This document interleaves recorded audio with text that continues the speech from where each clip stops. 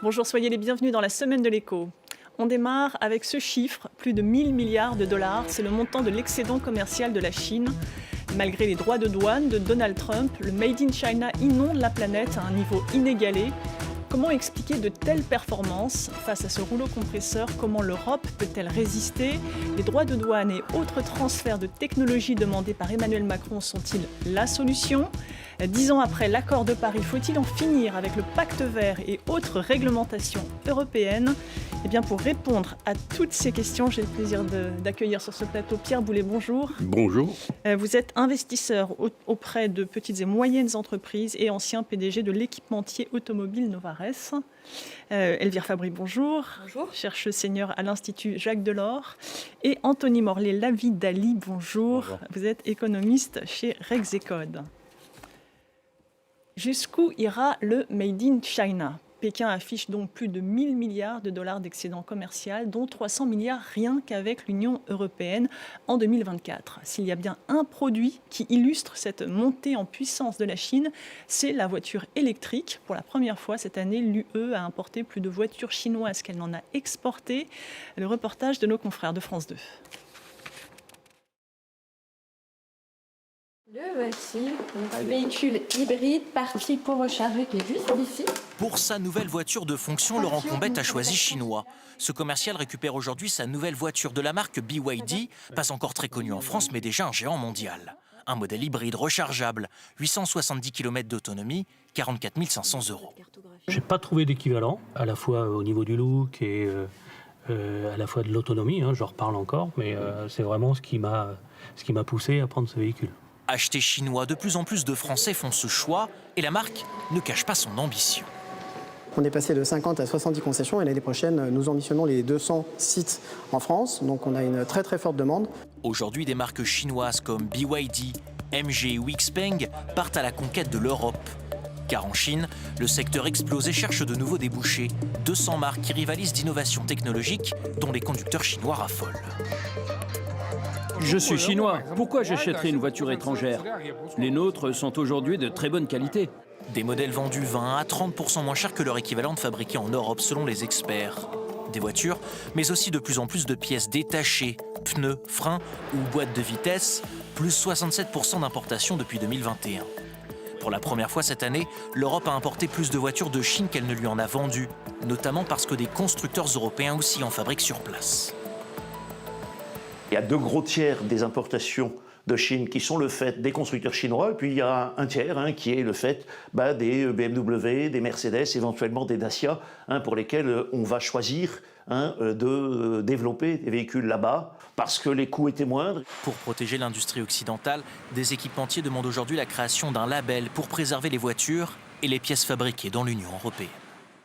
Pierre Boulay, vous avez travaillé longtemps avec la Chine.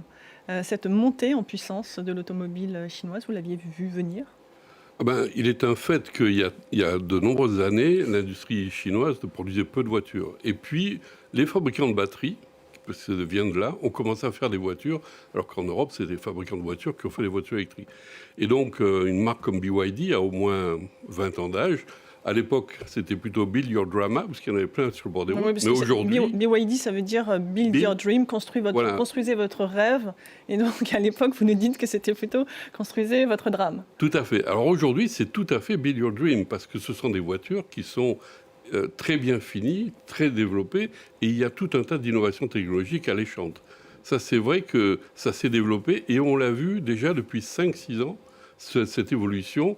Et les voitures allemandes qui étaient très haut de gamme se sont vues rattraper par les voitures chinoises. Ce que nous dit aussi le reportage, c'est que les pièces automobiles, les équipementiers sont aussi concernés. Oui, les équipementiers ont suivi, plus pour des questions de coût, d'abord pour livrer les clients chinois, puisque quand même en Chine on produit une voiture sur 3 sur la planète, donc il y a déjà tout ce volume qui est à servir, plus la production de pièces de la part des équipementiers qui sont faites en Chine et réimportées soit aux États-Unis, Mexique ou en Europe. Alors des modèles vendus 20 à 30% moins chers que leur équivalent fabriqué en Europe. Comment vous l'expliquez? Il y a plusieurs choses. Il y a d'abord un écart de coût on pourra en revenir tout à l'heure sur les écarts de coûts entre la Chine et Allons-y. l'Europe. Il y a un énorme écart de coûts. Et puis, il y a la préférence chinoise qui fait que les règles, même si elles sont affichées officiellement les mêmes pour tout le monde, force est de constater que les entreprises chinoises obtiennent assez facilement un certain nombre de dérogations. D'ailleurs, la chancelière allemande était allée en Chine pour rouspéter auprès de Xi Jinping pour ça, parce qu'en fait, c'est pas à armes égales. C'est-à-dire, c'est quoi la préférence chinoise? C'est-à-dire que vous avez des règles et des taxes qui sont applicables pour tout le monde, et ça, c'est le document officiel qui arrive pour tout le monde. De la part des autorités chinoises? De la part des autorités chinoises. Sauf que, localement, les provinces accordent des dérogations. On ne paye pas telle taxe, on ne paye pas ceci, on ne paye pas cela. Et globalement, c'est entre 15 et 20% du coût du chiffre d'affaires de l'entreprise en dérogation. Ce qui fait que les équipementiers européens, américains qui sont en Chine ne bénéficient pas de ces dérogations, alors que les équipementiers chinois en bénéficient. Et donc tout ça, oui, ça génère 20 à 30%. Qui s'ajoute à l'écart de manœuvre, parce qu'entre un salarié chinois, un coût chinois, un coût français, il y a un facteur 4 à 5. Hein. Et puis il y a peut-être aussi la question des subventions. Alors les subventions, on va dire que c'est plus le développement en amont qui se rajoute à tout ça. Mais pour ce qui est du coût aujourd'hui, c'est les exemptions de taxes et le coût de la manœuvre qui est vraiment très décalé. Elvire Fabry, la Chine ne joue pas à armes égales avec l'Union européenne? Non, c'est un vieux sujet, c'est un vieux contentieux qui a déjà été mis sur la table de manière collective par les entreprises européennes à travers la Chambre de commerce de l'Union européenne à Pékin, parce que c'était difficile pour une entreprise dans le secteur automobile comme dans d'autres secteurs de s'exposer à dire il y a des mesures discriminatoires qui me ciblent, parce qu'elle risquait de subir des mesures de rétorsion. Maintenant, ça fait plusieurs années que ce rapport qui est fait chaque année sur la base de sondages, pas de sondages, mais d'enquêtes auprès de ces entreprises, montre que ces distorsions sont bel et bien réelles, elles sont bien identifiées. Ça crée un vrai décalage de concurrence. Et je dirais que maintenant, le problème, c'est qu'on va même au-delà de ça, c'est qu'en fait, la Chine a réussi à développer une sorte de hub d'innovation, de capacité où vous trouvez à quelques dizaines de kilomètres tout ce qu'il faut pour finalement assurer la recherche, le développement, la logistique, et qui du coup permet aussi de développer des chaînes de production beaucoup plus rapides. C'est-à-dire que c'est un vrai argument de compétitivité. Pour le coup, c'est peut-être pas une distorsion de concurrence. Non, mais c'est pour ça que j'ai dit, il y a à la distorsion de concurrence. Il y a les deux. Il y a en plus aujourd'hui une sorte d'effervescence chinoise, oui, qui est très favorable aux entreprises qui sont implantées en Chine. On va y venir dans un instant, mais peut-être d'abord, les droits de douane de Donald Trump ont-ils réellement freiné la Chine ou simplement détourné les exportations vers d'autres régions, et notamment l'Europe? Ça n'a pas freiné la Chine, en tout cas quand on regarde ces dynamiques d'exportation. Plus de 1000 milliards d'excédents commerciaux, on l'a dit. Même sur 12 mois, parce que là les 1000 milliards, c'est sur les 11 premiers mois de l'année 2025. Sur 12 mois, on est à 1200. Et si vous retirez l'énergie, donc vous regardez que les biens manufacturés, c'est 2000 milliards d'excédents commerciaux que réalise la Chine. Donc c'est juste colossal. Est-ce que ça a freiné la Chine? Pas du tout. Ces rythmes d'exportation même dépassent les attentes. C'est essentiellement grâce à une réorientation de ces exportations via des pays plateformes qu'on connaît bien, le Vietnam, le Mexique, et même maintenant plus généralement l'ASEAN. C'est-à-dire l'Asie du Sud-Est. Tout à fait. Elle exporte dans tous les pays du monde. Enfin, la Chine gagne des parts de marché en Amérique latine, au Moyen-Orient, en Afrique. Enfin, c'est Russie. En Russie. Pardon, en Russie. En Russie, bah oui. Donc, et en Europe désormais de manière complètement massive. Donc, disons que les États-Unis ont cherché à se protéger, ça a quand même des effets très limités. La raison, elle est assez simple. Quand vous avez quand même un producteur mondial qui est la Chine, qui produit un tiers de la production manufacturière mondiale, que vous êtes les États-Unis, c'est-à-dire le premier consommateur mondial, vous ne pouvez pas facilement trouver un substitut. Donc à la fin, si vous devez importer des quantités énormes de certains intrants ou autres, c'est la Chine ou la Chine. Donc à la fin, même si ça passe par une route détournée, le producteur, c'est quand même la Chine à la fin. L'Europe est-elle la grande victime collatérale de cette guerre commerciale sino-américaine? S'est-elle vue inondée de produits chinois?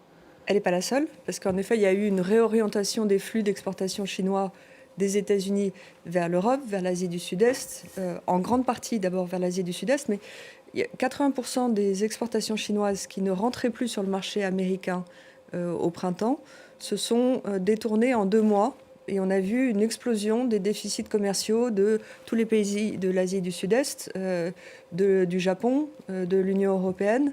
Donc il y a une agilité des entreprises aussi qui est très très forte. Et c'est quelque chose il faut bien avoir à l'esprit que c'est quelque chose que la Chine préparait depuis 2018, depuis les premiers droits de douane que Donald Trump appliquait. Il y a eu une préparation, une stratégie de diversification. Oui, mais justement, la différence, c'est que cette fois-ci, Donald Trump, il a aussi visé tous ces pays d'Asie du Sud-Est dont vous parlez. Finalement, ça n'a pas fonctionné.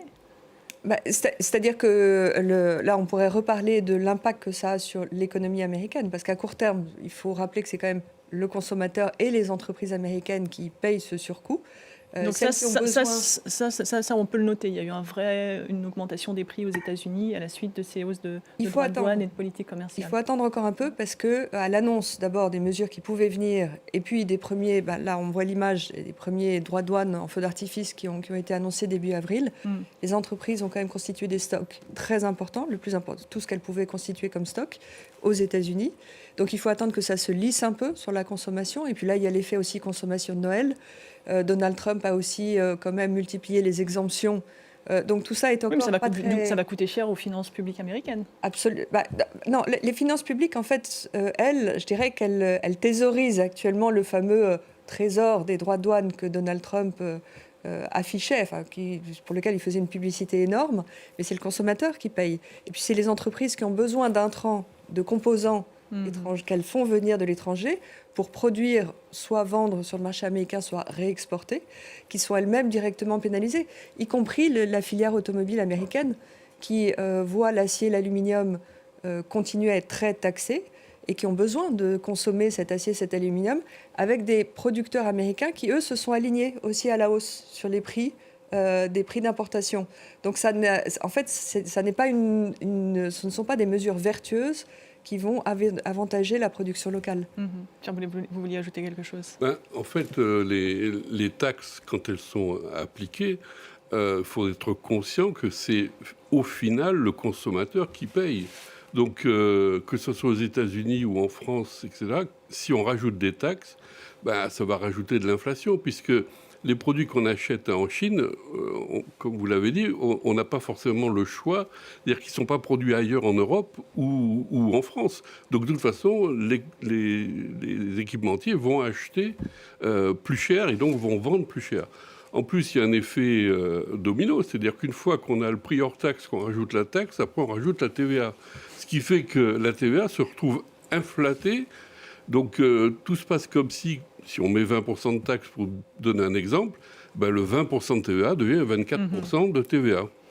Juste un mot, effectivement, on voit le choc simplement comme les marges des entreprises, même des distributeurs et des grossistes américains avaient pas mal augmenté pendant la crise Covid. Il y avait une espèce de coussin qui leur permettait d'absorber une partie des droits de douane. Et là, on commence à voir que c'est transmis au consommateur final. Néanmoins, Donald Trump, il a un bonheur qui était une promesse de campagne qui permet de limiter le choc inflationniste. C'est un prix du baril du pétrole qui est quand même très bas, qui est loin de ces niveaux historiques. Et donc ça permet quand même de limiter l'augmentation de l'inflation. Sinon, on en aurait clairement beaucoup plus. Alors, on revient sur la Chine. Ce qui frappe, c'est la montée en gamme des produits chinois. Pierre Boulez, là aussi, vous l'aviez constaté, est-ce que la Chine a fini par faire mieux que la copie ? Ah oui, la Chine fait mieux que la copie. Pendant des années, ils ont copié. Pendant des années, ils ont compris comment c'était fait. En plus, ils ont fait du benchmark, parce que je me rappelle... Ils ont fait de la comparaison de machines, ce qui fait qu'ils ont pris une machine française, une allemande, etc. Ils ont pris le mieux de chaque et ils ont fait la machine chinoise. Ils étaient très fiers de montrer que leur TGV à eux, c'était un hybride entre le Siemens et le TGV d'Alstom. Qu'ils vendent d'ailleurs, qu'ils commencent à vendre en Europe. Qu'ils commencent à vendre, oui. Donc ils en sont très fiers et en fait, ils en rigolent. Nous, on est plus malins que les autres parce qu'on copie mieux.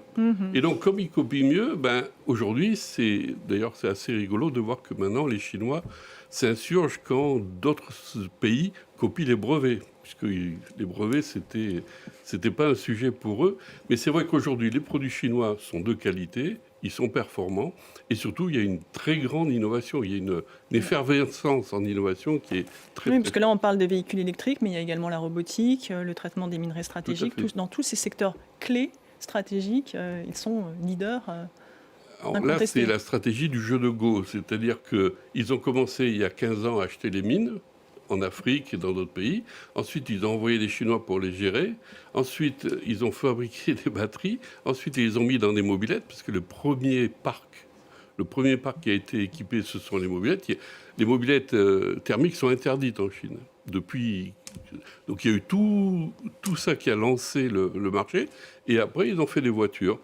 Et donc tout ça, et après, ils ont exporté les voitures. Alors, cette semaine, on a vu le fabricant européen de batteries Verkor, qui est installé dans le nord de la France, inaugurer sa première Gigafactory, donc usine de batteries électriques. Vous diriez qu'il était temps, ou là encore, on a besoin du savoir-faire chinois pour faire tourner ces Gigafactories sur le sol français? Alors, il y a deux choses à dire sur Gigafactory. D'abord, à l'intérieur, toutes les machines sont chinoises, les notices d'information sont en chinois, les opérateurs sont des Chinois.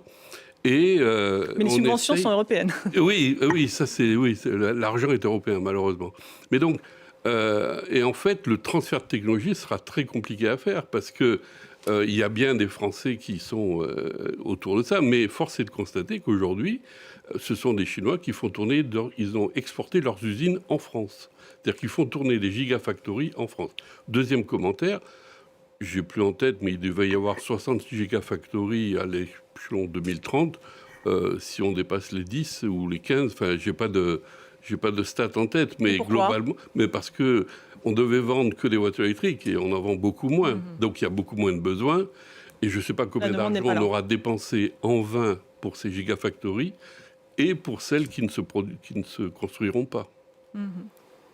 Vous évoquiez les brevets. C'est vrai que la Chine s'est engagée dans une sorte de course au dépôt de brevets, où chaque petite innovation fait l'objet d'un dépôt de brevet. Et ils ont très bien compris quel était l'enjeu aujourd'hui de la protection de la propriété intellectuelle. Qu'ils n'ont pas respecté nécessairement par le passé. En forçant les entreprises étrangères à s'installer sur le marché chinois en s'associant à une entreprise, faisant des joint ventures, pour faciliter ces transferts de technologie. Et ils ont très bien compris, en effet, qu'on pouvait rattraper facilement une génération. Et aujourd'hui, ils sont très prudents. Et alors, si, en effet, ils viennent s'installer sur le marché européen pour produire eux-mêmes des batteries, c'est pour anticiper une plus grande fermeture du marché européen. Et ce qu'on a vu, finalement, avec déjà la hausse calculée des droits de douane européens qui ne ferment pas le marché. Sur les voitures électriques chinoises. Voilà, pour les véhicules électriques chinoises, mais donc aussi les composants. Et donc on a vu déjà des grands groupes de batteries chinoises s'installer sur le marché européen. Et là, c'est vrai que la concurrence est très forte à un moment où il y a un problème d'économie d'échelle de la demande. Il n'y a pas assez de demande de voitures pour électriques. pouvoir soutenir la production, les efforts de production européens. Pierre Boulay, pourquoi vous dites que les transferts de technologie, donc chinois vers la France en l'occurrence, sont compliqués? Ils ne jouent pas le jeu? Parce que les Chinois n'ont aucun intérêt à le faire.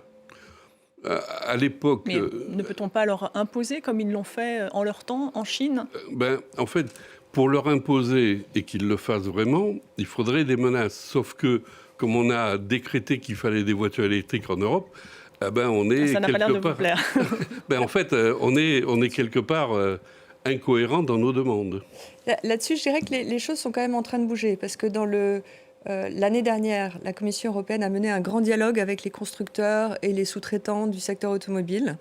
Et parmi les propositions qu'elle a retenues et qu'on avait nous-mêmes poussées, l'Institut Jacques Delors, dans un rapport, il y a cette idée de conditionner les investissements chinois dans le secteur automobile pour faciliter ces transferts de technologies. Mais encore une fois, il va y avoir évidemment beaucoup de résistance.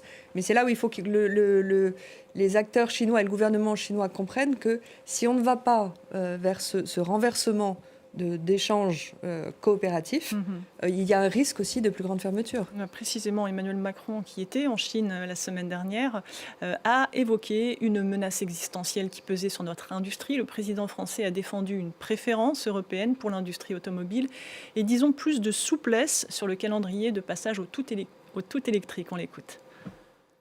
Pour ce qui est du véhicule automobile, la Commission sortira dans les prochaines semaines ses feuilles de route et son action. Nous soutenons des flexibilités technologiques pour avoir plus de neutralité technologique à 2035. C'est un peu le fruit de l'accord franco-allemand de la fin de l'été dernier. Et une préférence européenne. Pourquoi ? Parce qu'il nous faut garder la base européenne de production. Et c'est vrai pour les constructeurs, c'est vrai aussi pour tous les équipementiers. Et ça n'est pas du tout agressif ou protectionniste. Les Américains et les acteurs du marché nord-américain le font, les Chinois le font. Qu'est-ce qu'il veut dire exactement le président par préférence européenne? Que prévoient les textes?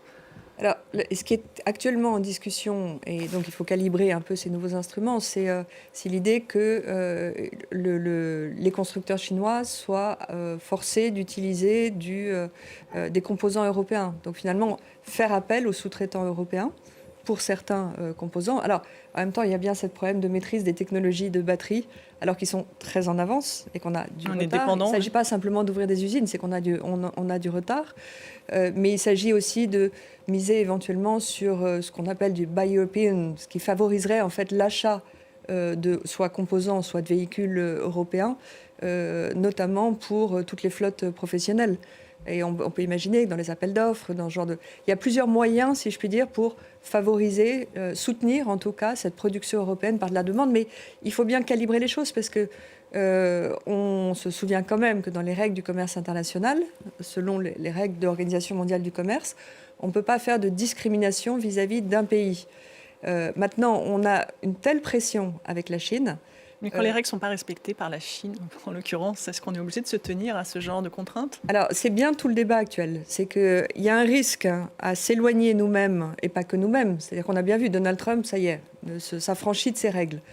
Ce n'est pas le cas du reste du monde. 80% du commerce mondial respecte les règles de l'Organisation mondiale du commerce. Et la Chine elle-même plaide pour opportunément.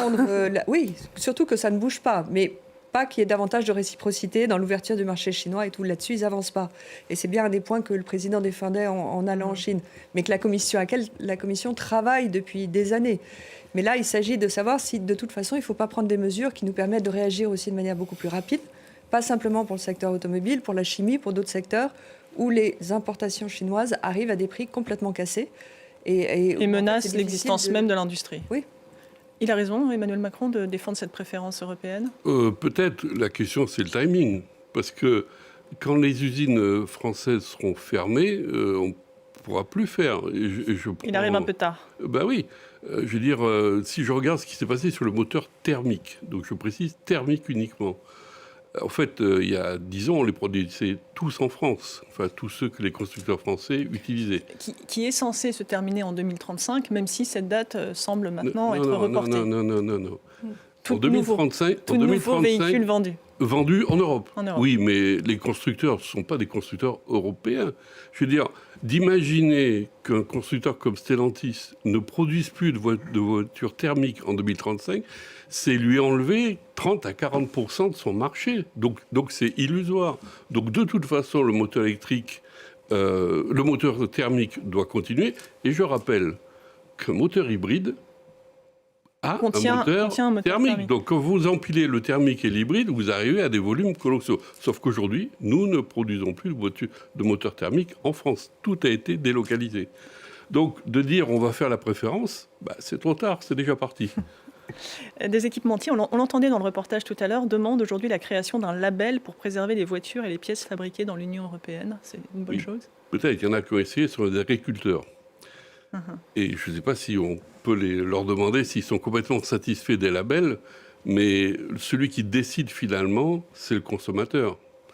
Et on voit bien dans tout ce que l'on voit dans la c'est un label qui coûterait plus cher, effectivement, que des voitures chinoises. Allez acheter une voiture made in Europe qui soit plus chère que la même fonctionnalité made in China, vous allez avoir des gens qui vont le faire et puis des gens qui ne vont pas le faire. Voilà, c'est peut-être nécessaire, mais ça ne sera peut-être pas suffisant. Le défi qu'on a aujourd'hui, c'est qu'on a des multinationales, enfin les grandes entreprises, on va dire, et comme les constructeurs automobiles, qui ont encore un impératif de réduction des coûts, d'optimisation des bénéfices, surtout celles qui sont les plus exposées là, actuellement, alors que la sécurité économique, elle rajoute un coût. Forcément. Et c'est un investissement de moyen terme. C'est-à-dire que les investissements que les entreprises ne feraient pas aujourd'hui, en notamment privilégiant peut-être des composants, des pièces détachées qui seraient plus chères parce que produites dans l'Union européenne, à moyen terme, en fait, elles vont le payer très cher parce que c'est un marché qu'on expose à cette concurrence. Ça a l'air de vous faire fulminer. Oui, ça me fait fulminer parce que, en fait, l'industriel, il ne choisit pas. C'est-à-dire, s'il décide d'acheter quelque chose plus cher, au final, il ne va pas vendre sa voiture. Ou un créneau plus réduit. Non, mais il ne va pas la vendre. Donc lui, quand il veut vendre une voiture, il y a son petit camarade chinois qui est en face, et le consommateur décide. Mais si lui, il dit, moi, vous savez, X% de ma voiture est made in Europe, mais je la vends plus cher, eh ben, ça fait pareil que... C'est pour ça que l'image d'agriculteur est très proche. On a entendu également le président français affirmer que l'Union européenne pourrait instaurer des droits de douane sur un certain nombre de produits. On pense aux batteries, le lithium, le raffinage, l'éolien, les panneaux photovoltaïques, les véhicules électriques, les pompes à chaleur, l'électronique grand public ou la robotique. Qu'est-ce que ça vous inspire? De quoi faire fléchir Pékin? La problématique, c'est qu'au fond, on peut être d'accord avec le discours qui est tenu par Emmanuel Macron. La problématique, c'est que la France joue un peu le chevalier blanc en essayant de porter justement cette voie en Europe. Donc c'est un gain collectif, ça s'appliquerait aux barrières de l'Europe, donc tout le monde en profiterait. Mais pendant ce temps-là, on a quand même des pays, notamment un voisin allemand, qui joue une attitude beaucoup plus sinophile, qui cherche à attirer beaucoup plus d'investissements. Parce que dépendant beaucoup plus du marché chinois. Bien sûr. Et le risque, c'est qu'à la fin, au fond, la France obtienne ce qu'elle souhaite, c'est-à-dire parvenir à mettre des barrières, des protections, des quotas, enfin, toutes ces choses-là qui bénéficient encore une fois à tout le monde, mais que les investissements chinois ne se réalisent pas en France parce qu'on est considéré justement comme hostile à la Chine. Et là, on serait vraiment perdant. C'est-à-dire, il nous faut absolument... Mais ces droits de douane, ils sont européens, ceux qu'ils réclament. Bien sûr, mais ce que je veux dire par là, c'est que la France est perçue comme un pays désormais assez hostile à la Chine quand même, malgré tout, à force de monter quand même au créneau comme ça, de cette manière. Et moi, le risque que je vois, c'est qu'à la fin, les investissements nous échappent. On voit que la Chine investit en Hongrie, en Turquie, en Espagne. Pour l'instant, la France n'est quand même pas sur la feuille de route. C'est assez inquiétant. Alors, les droits de douane, ils sont décidés au niveau européen. C'est une compétence exclusive européenne. Le contrôle des investissements étrangers, sur le territoire, c'est au niveau national. Donc il y a un véritable enjeu de coordination au niveau européen. Parce que si elle existe, cette coordination? Non, alors chacun veut son investissement. Alors, oui. Maintenant, on a mis en place déjà, la Commission a appelé tous les États membres à mettre en place un mécanisme de contrôle avec des critères pour protéger les secteurs sensibles, pour empêcher des stratégies de prédation, voilà, et qu'on ait des trous dans des chaînes de production sur des secteurs stratégiques ou des technologies de pointe stratégiques. Maintenant, il faut, et c'est bien le chantier actuel, se coordonner au niveau européen sur ces enjeux de conditionnalité de l'investissement étranger. Et ça, c'est possible selon vous? De toute façon, tout est possible. Et maintenant, mais c'est compliqué quand même. Non, mais l'enjeu, c'est de prendre la mesure de l'urgence et mobiliser au niveau des États membres, mais travailler avec les entreprises pour calibrer ces instruments, pour pas que se pénalise la compétitivité des entreprises. Aujourd'hui, vous voyez dans le secteur automobile, beaucoup de constructeurs et même de sous-traitants qui vont produire aussi dans le voisinage de l'Union européenne, voire à nouveau en Chine, parce qu'il faut avoir accès à cette capacité d'innovation chinoise et qui commence à se méfier aussi un petit peu de ces mesures en se disant mais comment est-ce qu'on va aussi gérer ça? Tout ça, en tout cas, ce qu'il faut retenir, c'est qu'il y a urgence. Il y a urgence, donc il faut que dans les États membres, pas simplement jouer une stratégie d'attractivité de l'investissement chinois, parce qu'à ce moment-là, on n'y arrivera pas. Si on ne prend pas la mesure que c'est au niveau du marché intérieur qu'il faut... Mais après, chacun défend ses emplois et son précarité. Oui, mais là, en matière de politique industrielle, on ira droit dans le mur, parce qu'on va aller vers des stratégies de duplication, au lieu d'aller vers la mutualisation, voire de se répartir des spécificités comme ça a toujours eu lieu. Il y aura beaucoup de pertes d'investissement et des trous énormes avec une Chine qui continuera à pouvoir percer dans certains secteurs de manière très rapide. Et avec ces droits de douane ciblés demandés par Emmanuel Macron, ainsi que ces investissements, le contrôle des investissements chinois, vous diriez qu'Emmanuel Macron fait du Donald Trump? Alors, d'abord, je voudrais réagir. J'ai beaucoup de respect pour les institutions internationales. Sauf que celui qui investit, c'est l'industriel. Et lui, si on lui explique, ben non, c'est pas en Pologne qu'il faut investir, c'est en Italie ou c'est en France, ben lui, non. Lui, non. Il va investir là où il a décidé d'investir, c'est tout. Et donc, on peut mettre des mécanismes, mais on voit bien que c'est des mécanismes de quelqu'un qui est dans le coin du ring en train de prendre des coups. C'est ça que... Et c'est pas quand même pas avec ça qu'on va développer une industrie. L'industrie doit se développer quand les industriels ont de la confiance et quand ils produisent. Pour revenir à votre question sur les droits de douane... Et sur ces mesures qui nous font penser au président américain. D'abord, je ne vais pas revenir sur les droits de douane qui vont renchérir le prix, gonfler l'inflation. Le deuxième effet, c'est que puisque les prix sont plus élevés, les équipementiers locaux ont moins de pression pour être compétitifs, donc ils ne sont pas moins chers. Ça, on l'a vu au Brésil, on l'a vu dans tout un tas de pays. Puis la troisième chose, c'est que quand bien même un industriel déciderait d'investir 10, 20, 30, 50 millions dans une usine et qu'il la lance, et puis que le temps que ça se passe 2-3 ans, et puis un jour, il y a quelqu'un au gouvernement qui dit « bon, les droits de douane, non, c'est plus nécessaire, on les enlève ». Le gars, il a l'usine autour du cou, il a les coûts fixes pour des années, et donc il faudrait que les décisions politiques, il y ait une espèce de DLC, une date de péremption. C'est-à-dire qu'on dise, je prends cette décision et je la garantis pour 5 ans ou pour 10 ans. Mais l'industriel, s'il investit sur le simple déclaration ou même l'instauration de droits de douane, il a le gros risque. Anthony Morlet-Lavidali, qu'est-ce que l'Europe devrait faire très concrètement si elle veut vraiment regagner du terrain industriel ? Mais je crois qu'Elvire l'a dit, il y a une urgence, mais dont on ne prend absolument pas la mesure. Enfin, on est d'une lenteur qui est hallucinante. Enfin, la gouvernance en Europe, c'est quelque chose, mais parce qu'on est 27. Et parce qu'on est 27, parce que même les États individuellement croient en l'industrie, mais que au fond assez moyennement. Enfin, en tout cas, des discours de réindustrialisation sont nombreux. Dans la pratique, on ne met pas tout en œuvre. Donc il y a vraiment, est-ce qu'on a une volonté d'y aller ? Puis encore une fois, je pense qu'il faut absolument aller beaucoup plus fort, beaucoup plus vite sur la politique industrielle. Ça ne veut pas dire que des protections, hein. Ça veut même dire recréer un écosystème d'innovation. Moi, ce qui me frappe en Chine, c'est pas tant le dumping, c'est sa montée en gamme. Enfin, on est en train de prendre un tsunami dont tous les secteurs... Aujourd'hui, il n'y a pas un secteur avec lequel vous discutez qui ne vous parle pas de la Chine. C'est impossible. Tout le monde est concerné. L'aéronautique, le luxe, encore. Tout le monde. C'est en train de venir... Alors, évidemment, des échelles de temps différentes, mais tout le monde voit monter la Chine. Les puces, tout le monde a découvert... Enfin, je ne vais pas refaire l'histoire. Tout le monde a découvert qu'il n'y a plus que là-bas qu'on en faisait. Hein. Donc... Et puis la souveraineté, il y a finalement que les Américains et un tout petit peu les Européens qui ont voulu faire quelque chose. Mais la souveraineté, elle n'est pas forcément compatible avec la vitesse à laquelle on veut faire une transition verte, la vitesse à laquelle on veut réduire nos coûts, la vitesse à laquelle, etc.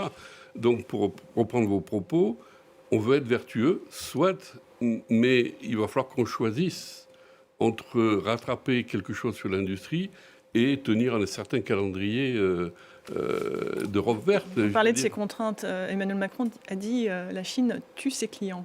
Qu'est-ce que ça vous inspire ? Tue ses clients ? Les entreprises, enfin avec des produits. Oui. Il tue nos clients à nous, mais pas les siens. Non, je pense que les Chinois s'occupent très bien de leurs clients. Par contre, les nôtres, oui, ça c'est une autre histoire. Il y a un vrai sujet d'investissement. C'est que si on veut s'engager dans une politique industrielle, c'est pour retrouver une certaine souveraineté sur des produits dont on a absolument besoin, ne pas dépendre de plus en plus de la Chine. Mais pour ça, il faut qu'on développe une capacité d'investissement pour l'innovation. Pour l'innovation, former nos ingénieurs, nos jeunes. La Chine pas la Chine, le Parti communiste chinois est un parti d'ingénieurs. C'est-à-dire que vous voyez dans toutes les strates du parti, ce sont des ingénieurs. Ils ont formé depuis maintenant 15 ans, 20 ans, des millions, parce que d'abord des milliers de PhD, de chercheurs dans toutes les universités américaines, européennes, qui sont aujourd'hui en Chine, et finalement une jeune classe chinoise qui respire le monde des technologies, qui aspire, qui est très confortable dans cette innovation. Et il y a un secteur en particulier dans lequel on n'est pas du tout avancé, et dans lequel ils sont très avancés, qui sont les robots humanoïdes. Et il ne faut pas se dire c'est un gadget, en avoir peur. Ça va comme ils vont quand même intervenir dans la vie quotidienne, y compris pour des services. Et là, on va dépendre complètement de la production chinoise. Alors la casse sociale, elle a déjà bel et bien commencé. Ce jeudi, en France, la justice a prononcé la liquidation du groupe d'électroménager Brandt, qui était en grande difficulté. Quelques 700 emplois vont être supprimés. Le reportage de nos confrères de France 2. C'est la fin d'une longue histoire, la disparition du dernier fabricant de gros électroménagers dans l'Hexagone. Les salariés ont été prévenus ce matin à 9h30. Le groupe Brandt est liquidé. Ça s'arrête net. On sait maintenant que la liquidation est prononcée. Donc dans 21 jours, on est tous licenciés. Donc c'est le 1er janvier. Bonne année. Là, on boule les papiers des dossiers. Le projet présenté par un repreneur en collaboration avec la coopérative de salariés n'a finalement pas été retenu. Le tribunal le juge trop fragile. Une grosse désillusion pour les salariés. On avait un petit espoir là parce qu'on était un peu rentré dans la boucle et tout, mais on sentait qu'au niveau financement du repreneur c'était compliqué. Et là maintenant c'est tombé et là vraiment c'est dur à vivre, quoi. Reprendre l'intérim, comme moi à 59 ans, reprendre l'intérim, ça va être compliqué. Hein. Entre 20 et 25 millions d'euros étaient nécessaires pour relancer l'activité. L'État était prêt à remettre au pot, tout comme la région Centre-Val de Loire et la métropole d'Orléans, en tout 20 millions d'euros d'aide publique. Mais il manquait de l'argent privé, dénonce aujourd'hui le maire d'Orléans. Les banques, qu'on a également harcelées pour le tour de table, et qui sont toutes défilées pour 4 millions d'euros. On met le salaire de quelques-uns et les 4 millions d'euros, on les a. Un coup dur à Saint-Ouen, près de Vendôme. Brandt représentait une part importante de l'activité dans cette commune d'un peu plus de 3000 habitants. Je trouve que c'est un énorme gâchis. C'est bien dommage pour eux, pour le commerce de Saint-Ouen, de Vendôme. Voilà, c'est tout un pôle qui s'effondre. Ces dernières années, Brandt a été victime de la concurrence de produits moins chers fabriqués en Asie sur le marché du gros électroménager. Victime de la concurrence asiatique, on vient de l'entendre. J'aimerais avoir votre réaction. C'était le dernier grand fabricant de gros électroménagers dans l'Hexagone. Oui, j'entends bien que c'est les banques, etc., qui sont visées du doigt, montrées du doigt. Mais en fait, Brandt aurait vécu s'il y avait des coûts de production au niveau du marché mondial. Et c'est pas parce qu'on va mettre 20 millions, on va repousser le problème de 3 ans ou 4 ans. Donc le véritable problème, c'est le coût. Et pour revenir sur les ingénieurs, on a enlevé les maths obligatoires au bac, 25% de moins dans les candidats aux sections technologiques. Donc il y a quelqu'un qui a dit que c'était mieux de pas faire de maths en section générale. Et ben voilà.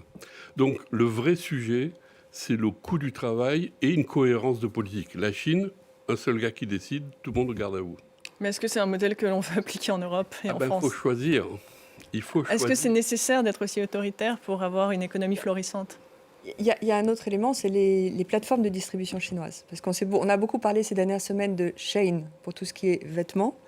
Il y a d'autres plateformes. Il y a Temu, où vous pouvez acheter une tondeuse comme de l'électroménager. Vous pouvez tout acheter à des prix qui sont tellement écrasés qu'on a un problème à gérer avec ces plateformes qui finalement déversent actuellement sur le marché des produits qui sont à des prix complètement écrasés et qui ne respectent pas nécessairement toutes les normes de sécurité européennes. On est très exigeant et c'est normal. Et par ailleurs, une rééducation du consommateur, du consommateur français et européen. Parce que là, vous choisissez entre ce que vous achetez et votre job. Parce que c'est ça dont il s'agit. C'est-à-dire que les achats que l'on fait aujourd'hui en se disant pas vu, pas pris, si on n'est pas un tout petit peu plus conscient de l'impact que ça a, c'est le job de votre voisin, de votre cousin, de votre oncle, de votre fils. Ce que vient de dire Elvire Fabry, pour moi, c'est très important. Je suis né à Orléans, donc je vais vous dire que c'est quand même très significatif. Le sujet, c'est qu'on s'acharne à dire que c'est un problème ponctuel dont on n'a pas eu les financements. Non, l'usine n'est pas rentable dans la durée. C'est pas la première année. Le sujet Brandt, il existe depuis plus de 10 ans. Donc la question, c'est effectivement comment on fait pour être compétitif. Et là, on en vient aux consommateurs. Quand on interroge les Français, tout le monde veut de l'industrie, en tout cas peu ou prou. La réalité, combien font vraiment attention à ce qu'ils achètent ? Duralex, on voit bien, c'était aussi une histoire de demande. Si tout le monde fait un tout petit peu attention à acheter ses verres en France, à la fin, ça tourne. Et donc se pose la question, évidemment, tout le monde n'a pas le budget, mais le consommateur doit prendre conscience que c'est un effort collectif. C'est pas que la production, c'est aussi à la fin le consommateur. S'il joue pas le jeu, on peut pas avoir de production française. Ça, c'est certain. Vous disiez, Pierre Boulet, que le coût de production était trop important. Faut-il revoir nos exigences éthiques, sociales, environnementales pour tenter de rattraper ce retard que l'on a pris par rapport à ces produits chinois qui ne respectent pas du tout les mêmes normes ? Il y a beaucoup de gens qui pensent que quand on rajoute des contraintes, de quelque nature qu'elle soit, c'est plus vertueux et ça fait moins cher. Alors, à l'heure actuelle, on n'en rajoute pas, on aurait plutôt tendance à revenir sur celle qu'on s'était fixée. Dans les textes, on n'est pas revenu. Il y a des gens qui réfléchissent à revenir, mais si vous regardez toutes les obligations qui sont sur les entreprises, aujourd'hui, elles n'ont pas baissé. Elles n'ont pas baissé. Et C'est le en cours. 2030, le 2035 est toujours à l'ordre du jour, etc. etc. Mais pour tout ce qui est devoir de vigilance des entreprises qui doivent contrôler l'ensemble de leur chaîne de production, ce que font leurs sous-traitants, y compris en Asie ou ailleurs dans le monde, ce qui est de la publication des informations qu'elles doivent faire, en tout cas les grandes entreprises, sur l'impact environnemental de leur activité, l'impact social, il est quand même question de réduire le périmètre. Maintenant, ça va concerner très peu d'entreprises. Non, il est question, et je suis d'accord avec vous, ces contraintes existent et pour l'instant, les entreprises doivent les respecter. Et les grandes entreprises. Les grandes entreprises, mais même les grandes entreprises les demandent aux moyennes, les moyennes les demandent aux petites, et puis toute la chaîne est impactée, puisque la grande ne sait pas respecter son engagement si la moyenne ne le fait pas. Puisqu'en fait, on nous demande d'aller jusqu'au bout de la chaîne. Jusqu'au bout de la chaîne. Donc c'est ça qui se passe. Et donc, pour revenir à votre question, plus on met de contraintes, plus le coût va être élevé. Bon, eh bien écoutez, ce sera le mot de la fin. Pas de temps pour une réaction. En tout cas, merci beaucoup à tous les trois d'avoir participé à cette émission. Merci à vous de l'avoir suivi. L'information continue sur France 24.